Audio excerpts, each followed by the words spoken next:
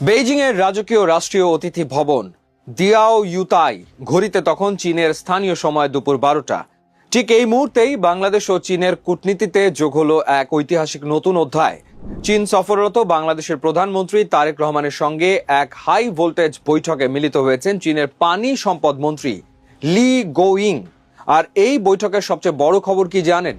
বহু বছর ধরে ঝুলে থাকা তিস্তা মহাপরিকল্পনা সহ বাংলাদেশের নদী ব্যবস্থাপনায় এক ঐতিহাসিক ঐক্যমত্যে পৌঁছেছে ঢাকা ও বেইজিং।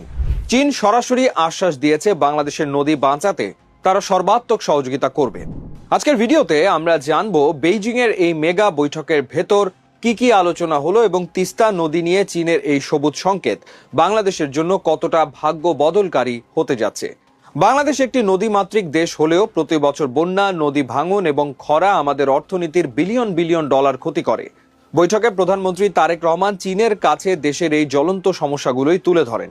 তিনি বন্যার ঝুঁকি মোকাবেলা, পরিবেশ সুরক্ষা এবং পানি সম্পদের যথাযথ ব্যবস্থাপনার লক্ষ্যে বাংলাদেশে বর্তমানে যে নদী খনন কর্মসূচি চলছে সেটির কথা উল্লেখ করেন।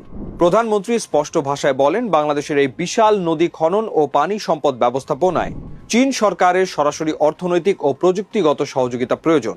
কিন্তু বৈঠকের সবচেয়ে আকর্ষণীয় এবং স্ট্র্যাটেজিক পার্ট ছিল তিস্তা ব্যবস্থাপনা প্রকল্প। বছরের পর বছর ধরে তিস্তার পানি বন্টন চুক্তি নিয়ে ভারতের সাথে টানাপোড়েন চলছে।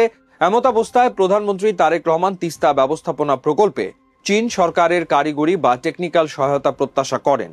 আর এর জবাবে চীনের পানি সম্পদ মন্ত্রী লি গোয়িং অত্যন্ত ইতিবাচক সাড়া দিয়েছেন। তিনি আশ্বাস দেন, পানি সম্পদ ব্যবস্থাপনায় বাংলাদেশ সরকার যে উদ্যোগই নেবে তাতে বেইজিং এর সর্বাত্মক সহযোগিতা থাকবে। চীনের মন্ত্রী মনে করিয়ে দেন 2005 সালে বাংলাদেশ ও চীনের মধ্যে স্বাক্ষরিত সমঝোতা স্মারক এবং গত বছর চীনের পানি বিশেষজ্ঞদের বাংলাদেশ সফরের কথা। তিনি বলেন, পানি সম্পদ ব্যবস্থাপনায় বাংলাদেশ ও চীনের এই দ্বিপাক্ষিক সহযোগিতা কোনো মুখের কথা নয়, এটি সম্পূর্ণ বাস্তব ভিত্তিক ও গবেষণা নির্ভর।